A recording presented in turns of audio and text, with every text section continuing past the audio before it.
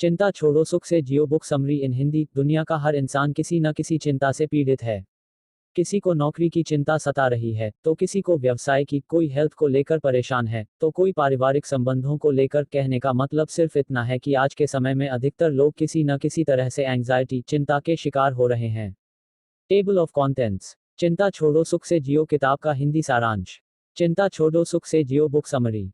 Who is Dale Carnegie? Dale Carnegie कौन है? चिंता छोड़ो सुख से जियो बुक समरी आपको क्यों पढ़नी चाहिए? अपना एक एक दिन वर्तमान में जिए। चिंताजनक परिस्थितियों को सुलझाने का जादुई फॉर्मूला। चिंता आपका क्या बिगड़ सकती है? चिंता की समस्या को कैसे सुलझाएं? अपने बिजनेस की 50% चिंताएं कैसे दूर करें? चिंता को अपने दिमाग से बाहर कैसे निकालें? कोट्स। चिंता छोड़ो सुख से जियो बुक में दिए गए अनमोल विचार। फैक्ट। चिंता छोड़ो सुख से जियो बुक समरी। क्या चिंता छोड़ो सुख से जियो बुक आपकी चिंता दूर कर देगी?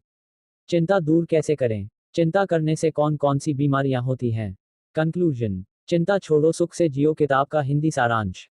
चिंता छोड़ो सुख से जियो बुक समरी। क्या आप अपनी चिंताओं से छुटकारा पाना चाहते हैं? क्या आप जानते हैं चिंता करने से आपको कौन कौन सी बीमारियां हो सकती हैं?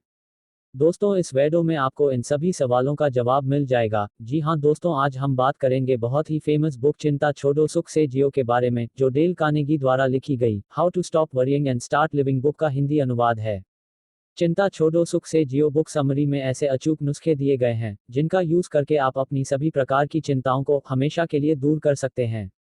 ऑथर इस बुक में बताते हैं कि कैसे हजारों लोगों ने चिंता पर विजय पाई है, जिनमें से कुछ लोग तो बहुत मशहूर हैं, परंतु ज्यादातर लोग हमारी तरह सामान्य ही हैं।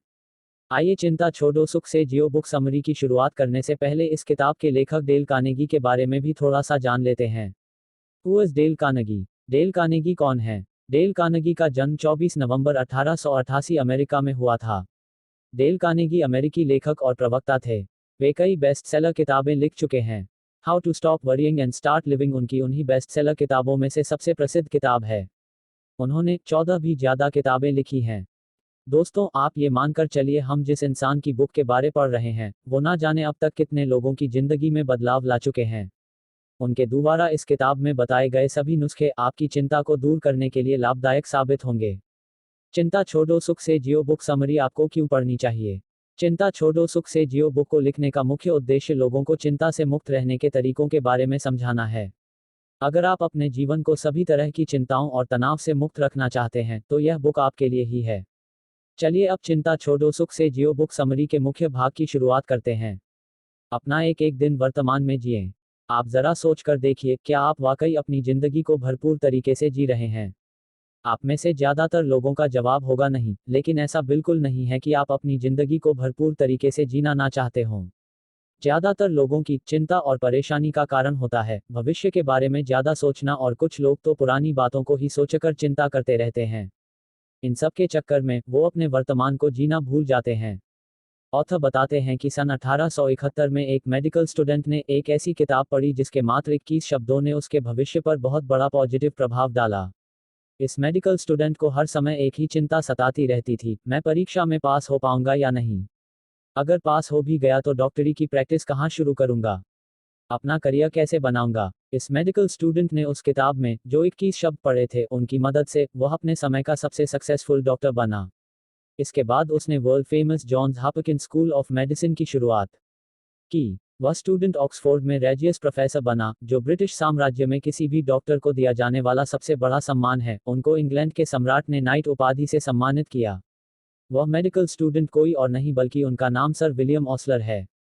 क्या आप भी जानना चाहते हैं कि उस किताब के वो 21 वर्ड्स कौन से हैं जिनसे सर विलियम ऑसलर को चिंता मुक्त जीवन जीने में मदद मिली? वो 21 शब्द ये हैं। हमारा काम यह देखना नहीं है कि दूर धुंधल के में क्या दिख रहा है, बल्कि वह करना है जो हमारे सामने है। लोगों को लगता है कि सर विलियम ऑसलर के पास कोई खास तरह का दिमाग होगा, लेकिन ऐसा बिल्कुल नहीं है। उनका दिमाग बहुत ही औसत दर्जे का था। शायद आप भी जानना चाहेंगे कि आखिरकार उनकी सफलता का राज क्या था। चिंता छोड़ो सुख से जियो बुक समरी में आगे हम उसी राज के बारे में पढ़ने वाले हैं। सर विलियम ऑसलर बताते हैं कि वे डे टाइट कंपार्टमेंट यानी अपना एक एक दिन वर्तमान में जीते थे। उनके कहने का मतलब है कि हमें भविष्य की कोई तैयारी नहीं करनी चाहिए।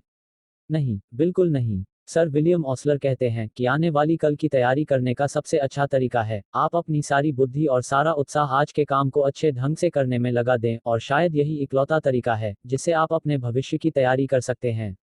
कुछ लोग ईसा मसीह के इस मत को मानने से इनकार करते हैं कि आने वाले कल का कोई विचार मत करो।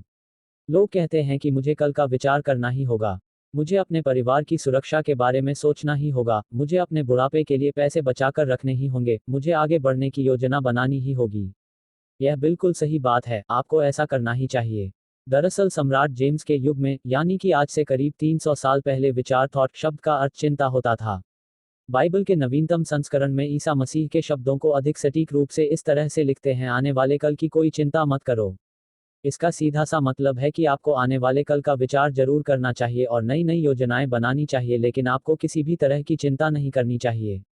आपको बीते हुए कल की समस्याओं से चिंतित होने के बजाय आने वाले कल की समस्याओं पर काम करना चाहिए। आपका वर्तमान ही आपकी सबसे बड़ी संपत्ति है। ऑथर डेल कार्नेगी, मिशिगन की मिसेस के शील्ड्स के बारे में बताते हैं कि मिसेस के शील्ड्स के पति की अचानक मृत्यु हो गई थी। अब ना तो उनके पास पैसे थे और ना ही करने के लिए कोई काम। वह स्कूल में किताबें बेचकर अपनी रोजी रोटी चलाती थी, लेकिन अकेलेपन का तनाव उनसे सहन नहीं हो पा रहा था। वह इतनी ज्यादा टेंशन में थी कि उन्होंने एक दिन आत्महत्या करने का मन बना लिया। उसे हमेशा इसी बात का डर रहता था कि वह अपने कमरे का किराया कैसे देगी, खाने के लिए भोजन की व्यवस्था कैसे करेगी, बिगड़ती हुई अपनी सेहत का इलाज कैसे कराएगी। लेकिन उसने अपनी बहन के बारे में सोचकर आत्महत्या न करने फैसला किया, क्योंकि इससे उसकी बहन को बहुत दुख होता और वो बेचारी अकेली रह जाती। और फिर एक दिन उसने एक आर्टिकल पढ़ा जिसने उसे निराशा के दलदल से बाहर निकाल दिया और जिंदा रहने का साहस दिया।